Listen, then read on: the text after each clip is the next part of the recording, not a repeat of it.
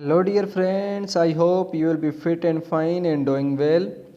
Welcome to medico science. तो आज हम डिस्कस करने वाले हैं LUMS BS program past MCQs part 3, जिसमें हम क्वेश्चंस या एमसीक्यूज डिस्कस करेंगे जो आए हैं एंट्रेंस एग्जाम्स में। और जो एंट्रेंस एग्जाम्स हैं वो हैं BS nursing, BS medical laboratory technician, BS MLT, BS radiologic technology, BS RT, BS molecular biology and genetics which is known as BS MBG, BS forensic biology, BSFB।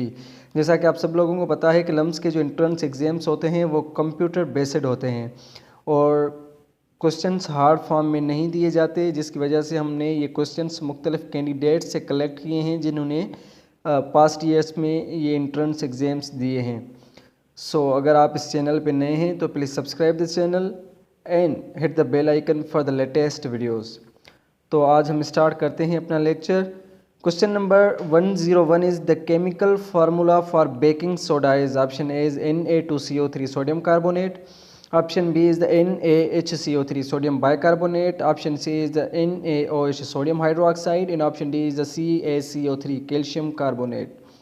तो आप सबको पता है कि जो बेकिंग सोडा है उसको कॉमनली बोला जाता है सोडियम बाइकार्बोनेट को, NaHCO3। Sodium bicarbonate is commonly known as baking soda.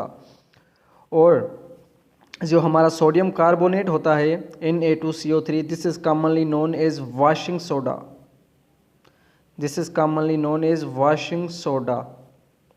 और जो सोडियम हाइड्रोक्साइड है NaOH, इसको बोला जाता है कॉस्टिक सोडा।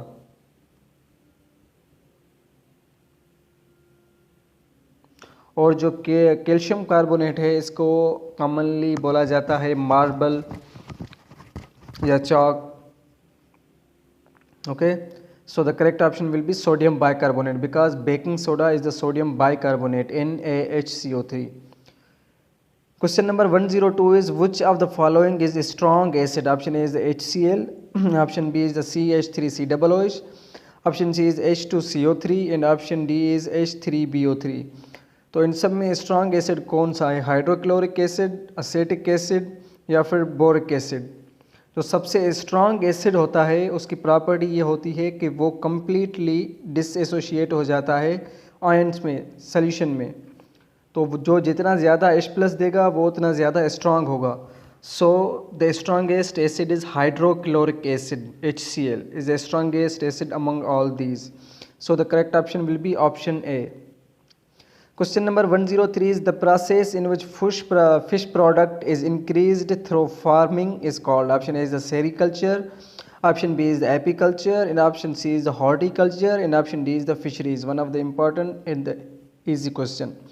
तो आप सबको पता है कि सेरिकल्चर जो होता है वो होता है सिल्क वर्म्स का, और एपीकल्चर होता है हनी बीज का, और हॉर्टिकल्चर होता है जिसमें हम बहुत सारे जो प्लांट्स हैं या वेजिटेबल्स हैं वो ग्रो करते हैं, this is known as horticulture.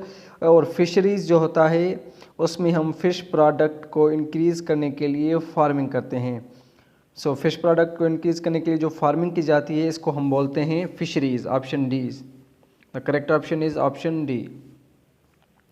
Question number 104 is which of the following compound has an ionic bond? Option A is CH4 methane, option B is the carbon dioxide, option C is NaCl sodium chloride, option D is NH3 ammonia।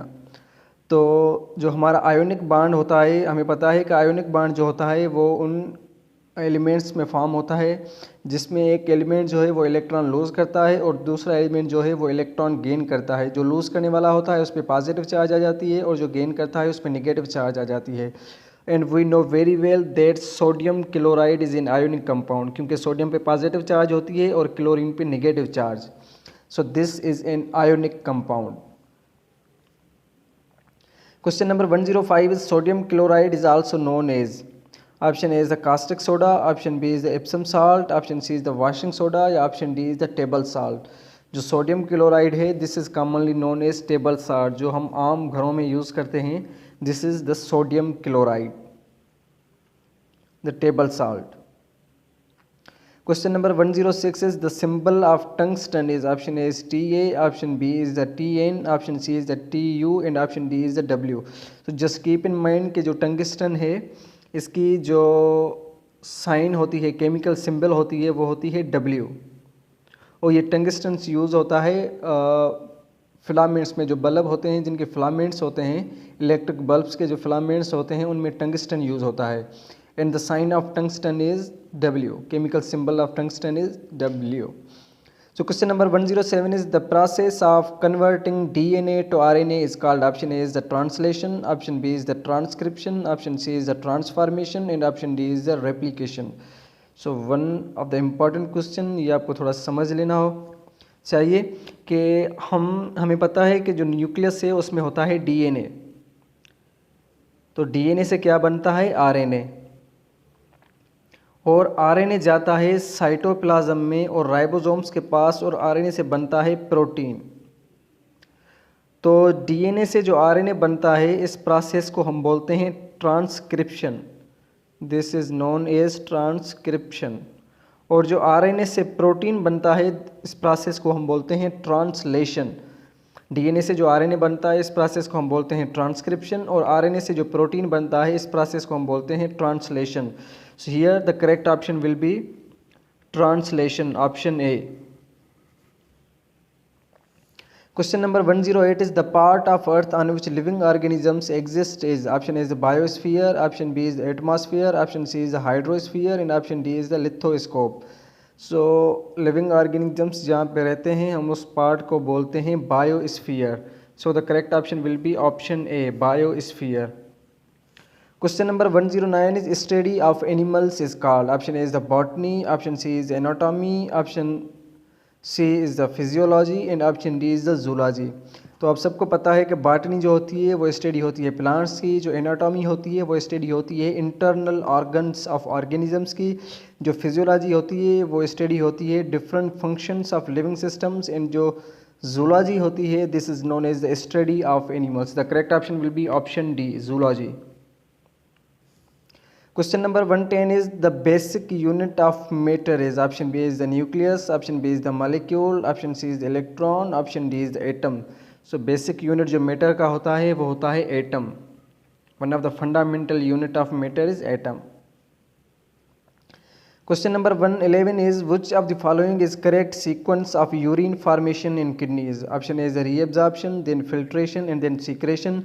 Option B is the secretion, filtration and then reabsorption. Option C is the storage, collection and excretion and option D is the glomerular filtration, then reabsorption and then secretion। जो kidney में हमारा urine formation होती है, basically urine formation जो होती है या urea formation जो होती है वो हमारी होती है लिवर में, और किडनी में हमारी फिल्ट्रेशन होती है। जो उसकी सीक्वेंस होती है वो ये होती है कि जो सबसे पहले हमारा ब्लड होता है वो फिल्टर होता है जिसको हम बोलते हैं ग्लोमेरुलर फिल्ट्रेशन। इस फिल्ट्रेशन में ऐसा होता है कि बहुत सारे जो यूज़फुल सब्सटेंसेस हैं वो भी फिल्टर होकर किडनी में आ जाते हैं, तो वो जो यूज़फुल सब्सटेंसेस होते हैं वो होते हैं रीएब्जॉर्ब, और बकाया जो यूज़लेस सब्सटेंस बनते हैं वो सब्सटेंस आगे जाके कलेक्टिंग डक्ट में कलेक्ट होते हैं और फिर हमारा यूरिया बनता है या फिर वो हमारा सीक्रेट हो जाता है।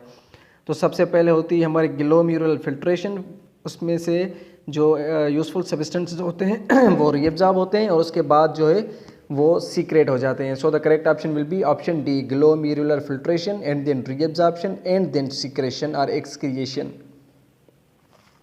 Question number 112 is correct sequence of organs involved in urine secretion is, option is kidney, urethra, urinary bladder and then ureter. Option B is kidney, ureter, urinary bladder and then urethra.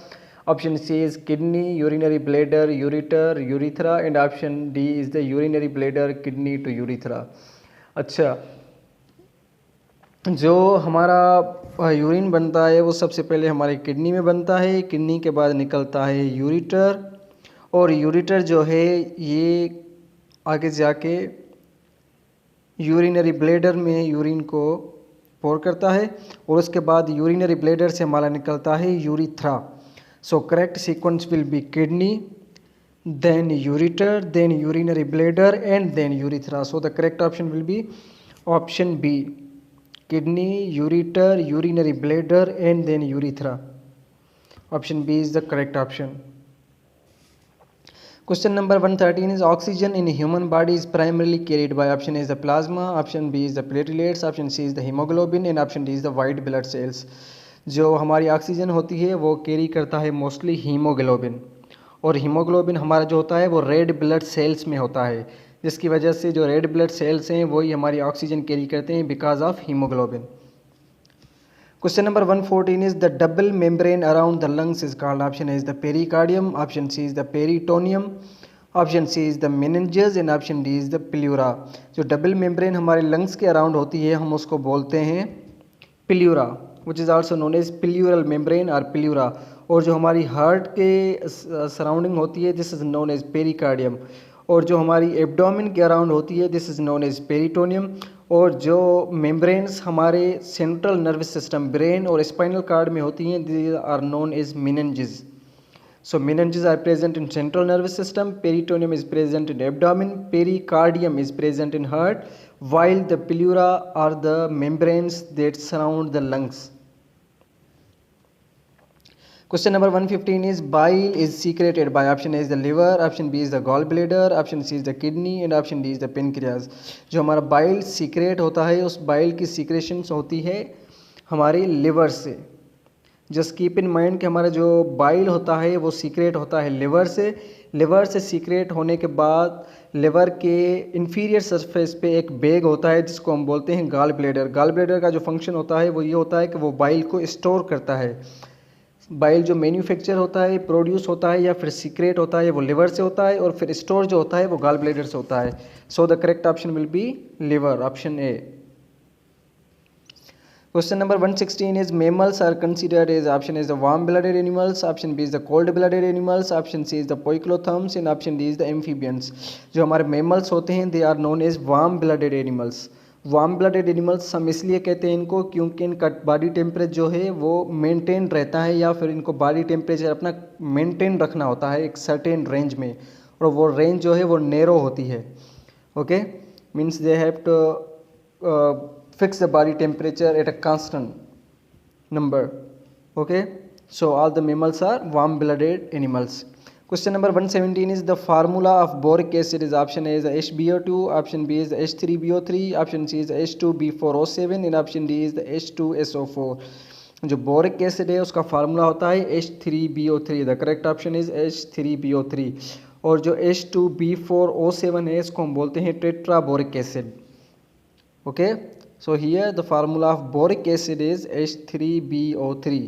Question number 118 is prolactin is the option A is the vitamin, option B is the neurotransmitter, option C is the enzyme and option D is the hormone. जो हमारा prolactin होता है ये basically एक hormone होता है.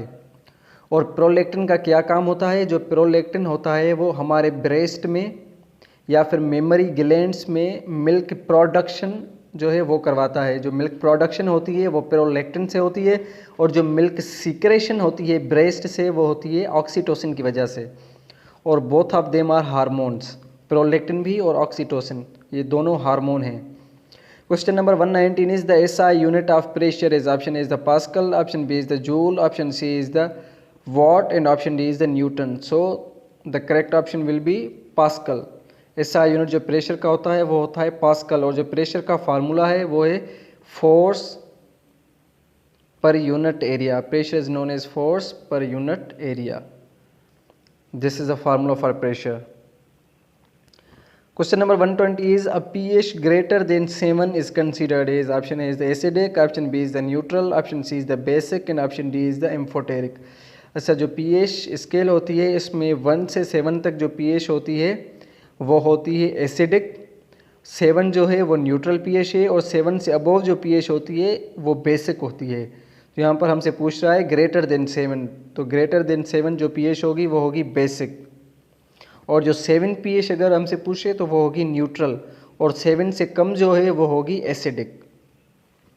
Question number 121 is the botanical name of tomato is option A is oryza sativa, option B is the zea mays, option C is the mangifera indica and option D is the solanum lycopersicum. Tomato जो है इसका जो scientific name होता है वो होता है Solanum lycopersicum. This is the botanical name of tomato. Question number 122 is 1 kg is equal to, option A is 1000 gram, option B is 100 gram, option C is 10 gram and option D is 1000 gram. जो हमारा 1 kg equal होता है वो equal होता है 1000 ग्राम के, क्योंकि kilo जो है वो प्रीफिक्स है और 1 किलो बराबर होता है 10 रेज्ड पावर 3 के. 1 kg is equal to 1 kilo is equal to 10 raised power 3 और 10 रेज्ड पावर 3 कितने के बराबर होता है? ये बराबर होता है 1000 के, 1000. Okay, so 1 kg is equal to 1000 grams. Question number 123 is inertia is the measure of an object. Option A is the mass, option B is the velocity, option C is the force and option D is the acceleration. जो inertia है, this is the measure of an object's mass. जिस object में जितना मास ज़्यादा होगा उसकी inertia उतनी ज़्यादा होगी. Inertia is the measure of an object's mass. Question number 124 is photosynthetic organisms are commonly known as, option A is the autotrophic organisms, option B is the heterotrophic organisms, option C is the saprophytic organisms and option D is the carnivorous organisms. जो photosynthetic organisms होते हैं हम उनको बोलते हैं autotrophic organisms, क्योंकि ये जो अपना फूड है वो सनलाइट, कार्बन डाइऑक्साइड और वाटर की हेल्प से खुद बनाते हैं. और जो हेटरोट्रॉफिक ऑर्गेनिजम्स होते हैं वो दूसरे ऑर्गेनिजम्स पे डिपेंडेंट होते हैं. जो सेप्रोफाइटिक ऑर्गेनिजम्स होते हैं ये डिपेंड करते हैं डेड ऑर्गेनिक मैटर पे, जिन्हें हम गंदखोर जानवर भी कहते हैं. और जो कार्निवोरस ऑर्गेनिजम्स होते हैं ये गोश्तखोर जानदार होते हैं जो गोश्त खाते हैं. जो फोटोसिंथेटिक ऑर्गेनिजम्स हैं हम उनको कॉमनली बोलते हैं autotrophic organisms. Question number 125 is diffused nervous system is present in, option A is the mollusca, option B is the annelida, option C is the cnidarians and option D is the arthropoda. जो हमारा diffused nerve system होता है वो होता है हमारा cnidarians में, जिसका एक एग्जांपल है hydra. They have the diffused nervous system. Question number 126 is the melting point of calcium is approximately, option A is 842 centigrade, option B is 1040, option C is 100 degree centigrade and option D is the 1550 degree centigrade. जो हमारा calcium है उसका जो melting point होता है वो होता है 842 डिग्री सेंटीग्रेड. इस पॉइंट पे आके जो हमारा कैल्शियम है वो मेल्ट होता है और कन्वर्ट होता है लिक्विड में.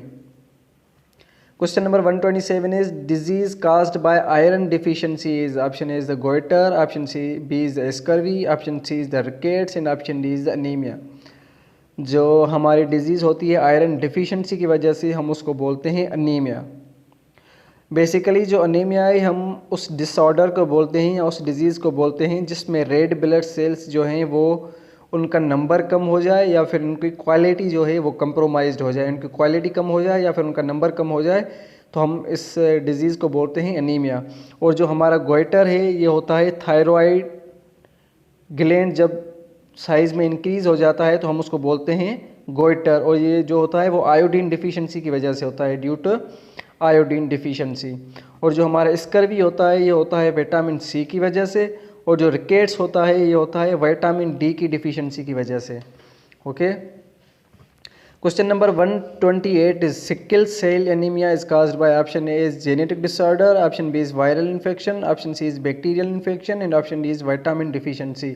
जो हमारा सिकल सेल एनीमिया है this is one of the genetic disorder. तो ये हमारा एक जेनेटिक डिसऑर्डर होता है sickle cell anaemia. Question number 129 is acceleration is, option A is scalar quantity, option B is vector quantity, option C is fundamental quantity and option D is the dimensionless quantity. अच्छा, जो acceleration होता है वो होता है rate of change of velocity per unit time and acceleration is also a vector quantity. So the correct option will be option B. Question number 130 is study of fungi is called, option A is botany, option B is zoology, option C is the phycology and option D is mycology. तो हम fungi की study को बोलते हैं mycology. Mycology is the study of fungi. Question number 131 is the universal solvent is, option A is water, option B is the alcohol, option C is the benzene and option D is the acetone. अच्छा, हम universal solvent किसको बोलते हैं? हम universal solvent बोलते हैं water को, H2O. This is known as universal solvent. और यूनिवर्सल सॉल्वेंट की प्रॉपर्टी इसमें होती है because of hydrogen bonding. Hydrogen bonding की वजह से इसमें क्या होती है? यूनिवर्सल सॉल्वेंट की समझो प्रॉपर्टी होती है. This is known as the universal solvent. Question number 132 is which force holds the planets in orbit around the sun? Option A is the nuclear force, option B is the gravitational force, option C is the centripetal force and option D is the magnetic force. अच्छा, जो सन के चारों तरफ जो हमारे planets होते हैं जैसे मार्स, अर्थ, वीनस, ये सब अपने अपने ऑर्बिट्स में मूव करते हैं, रोटेट करते रहते हैं, और जो फोर्स इन सबको अपने ऑर्बिट्स में, मतलब एक ही ऑर्बिट में जो फोर्स इनको एक ही जगह पे फिक्स करके रखती है, मतलब एक ही ऑर्बिट में फिक्स करके रखती है, जिस ऑर्बिट में ये रोटेट करते हैं वो फोर्स है gravitational force. This is known as a gravitational force that is responsible for holding the planets in orbits. Question number 133 is pigment responsible for green color of plants is option A is the hemoglobin, option B is the xanthophyll, option C is the carotenoids and option D is the chlorophyll. अच्छा, plants का जो green colour होता है वो होता है एक pigment की वजह से, और इस पिगमेंट को हम बोलते हैं chlorophyll. Chlorophyll is also known as the green pigment. और ये जो ग्रीन पिगमेंट क्लोरोफिल होता है वो एक ऑर्गेनेल में होता है, सेल ऑर्गेनेल, और हम इस ऑर्गेनेल को बोलते हैं क्लोरोप्लास्ट. और जो हमारी हीमोग्लोबिन है ये एक रेड पिगमेंट होता है. Haemoglobin is a red pigment.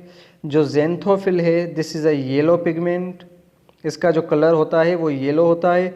और जो कैरोटीनॉइड्स होते हैं इनका कलर जो होता है वो होता है ऑरेंज कलर. और जो क्लोरोफिल है इसका जो कलर होता है वो होता है green colour. So green pigment is the chlorophyll, और इस क्लोरोफिल की वजह से जो प्लांट्स हैं इनका जो कलर है वो ग्रीन होता है बिकॉज ऑफ दिस पिगमेंट.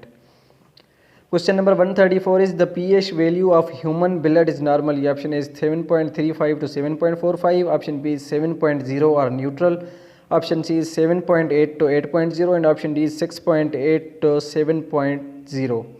अच्छा, जो ह्यूमन ब्लड की जो नॉर्मली pH होती है वो होती है 7.35 to 7.45. The correct option is option A 7.35 to 7.45. हमारी जो ब्लड की pH इसी रेंज में होती है. अगर इस रेंज से थोड़ी बहुत आगे पीछे हो जाए तो फिर सीरियस प्रॉब्लम्स होते हैं. So this is the fixed range of our blood pH 7.35 to 7.45. Question number 135 is the SI unit of power is option A is the joule, option B is the volt, option C is the Newton and option D is the watt. जो power है उसका SI unit होता है वाट. सो D is the correct option.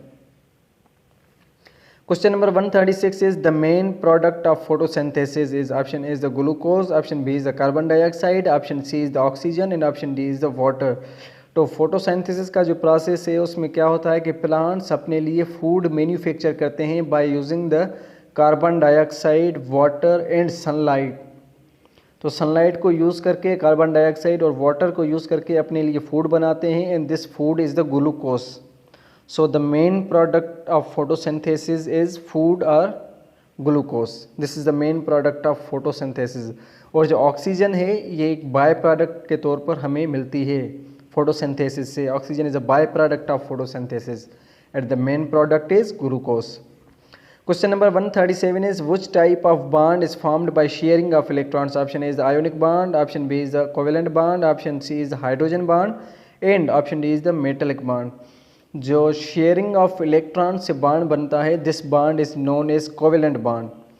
और जो electron की transfer से bond बनता है this bond is known as ionic bond.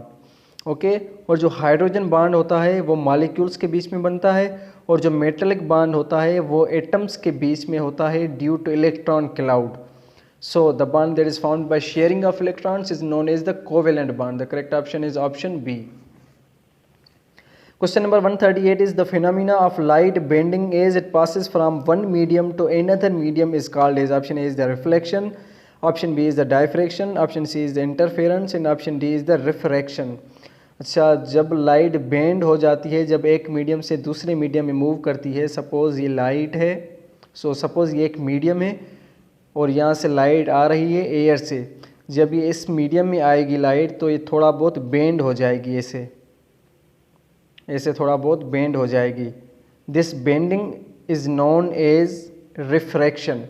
इस बेंडिंग को हम बोलते हैं refraction. So the correct option will be option D. This is the correct option, option D, refraction. और रिफ्लेक्शन में क्या होता है कि जो लाइट है वो बाउंस बैक होती है।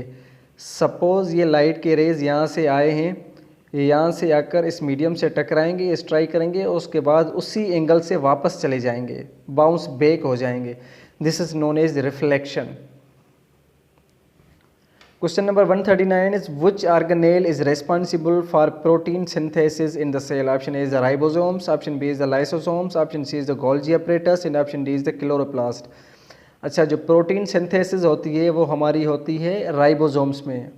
The correct option is the option A, ribosomes. Ribosomes are also known as the protein factories of cell. Question number 140 is isotopes are atoms of same element with a different number of, option A is the electron, option B is the proton, option C is the neutron, option D is the nucleus.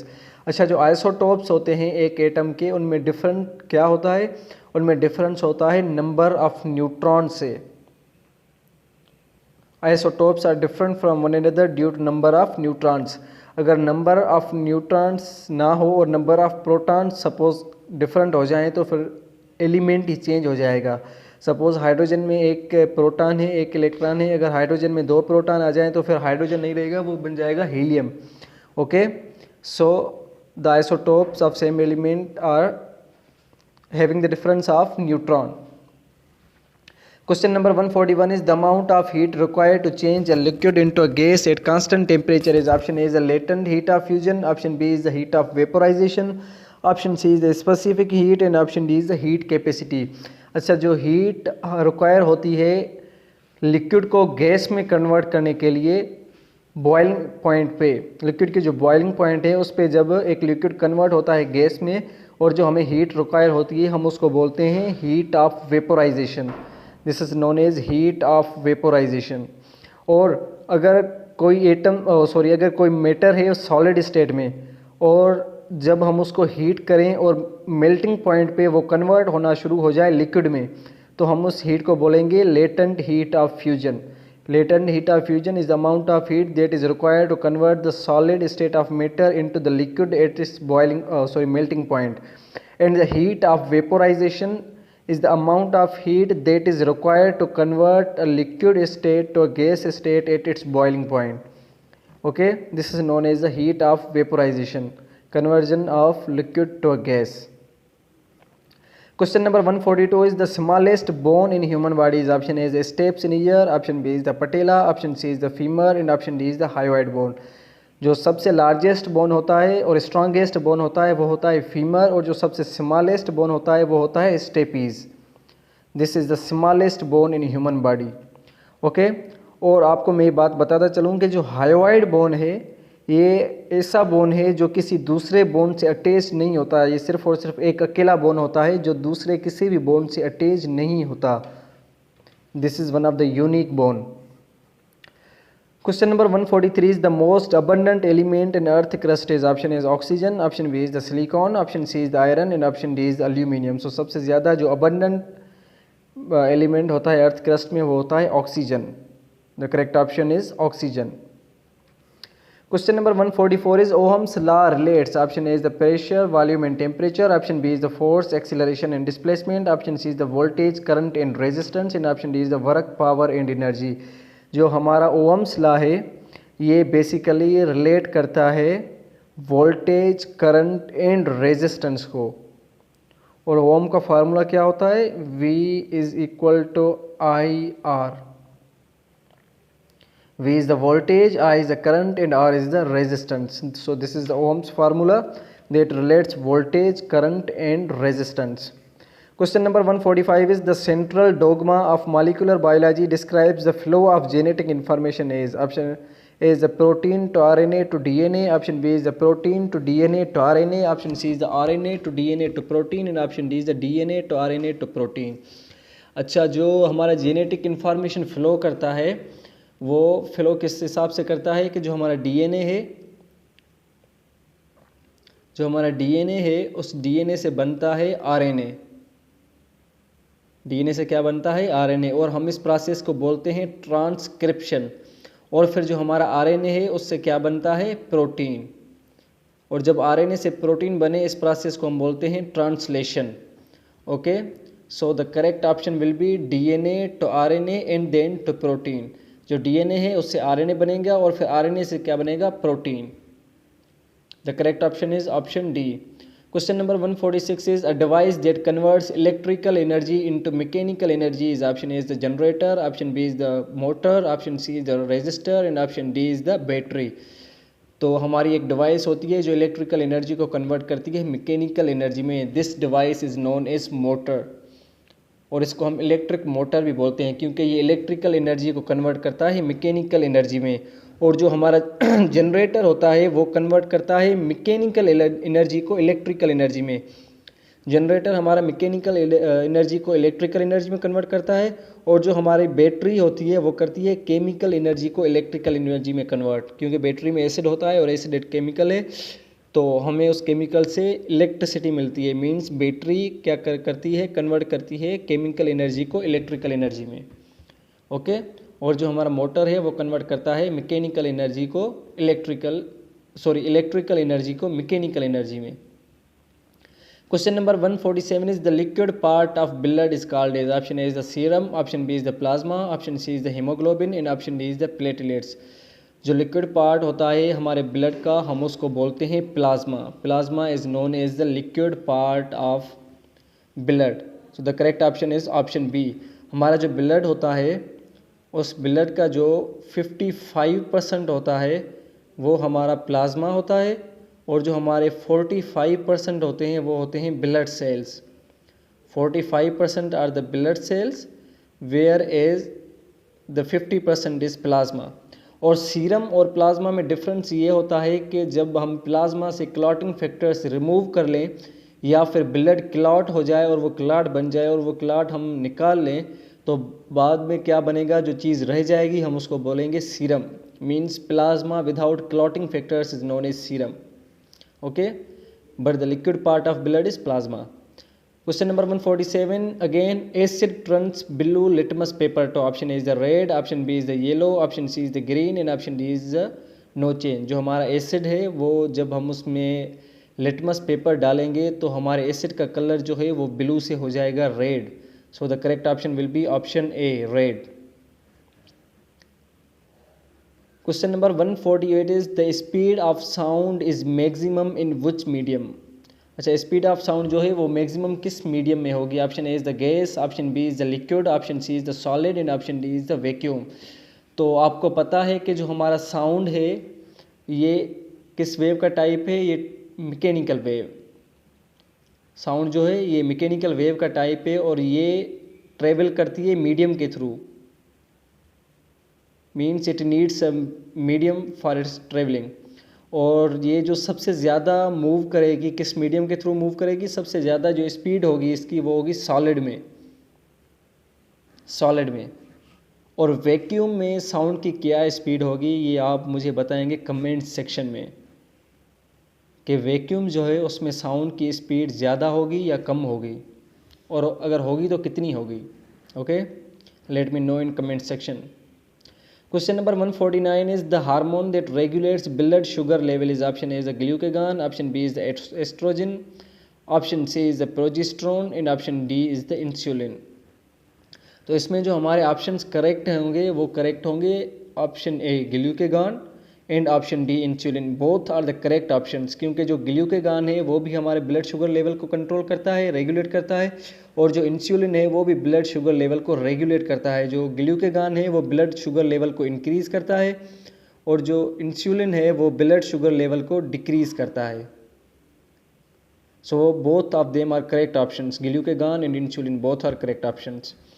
Question number 149 again is 1 millimole concentration is equal to option is 10 raised power minus 3 moles, option B is the 10 raised power 3 mole, option C is 10 raised power minus 6 mole and option D is 10 mole।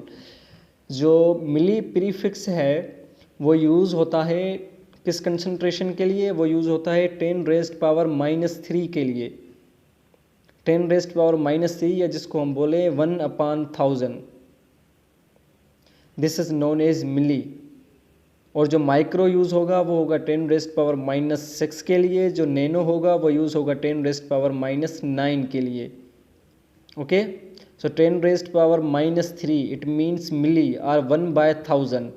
So 1 millimole is equal to 10 raised power minus 3 mole.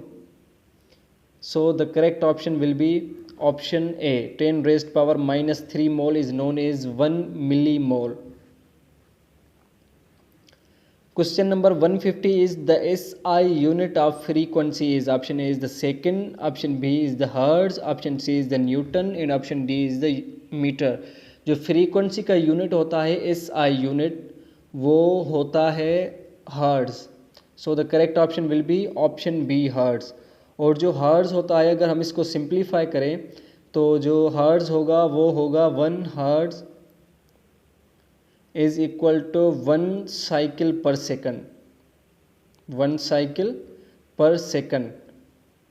और इसका जो hertz का unit होगा ये बराबर होगा किस unit के 1 by second which is also known as second inverse second power minus 1. So 1 hertz also equals second power minus 1 और inverse second. Okay, I hope you have understood each and everything. अगर आपको कोई भी question है तो आप comment section में पूछ सकते हैं.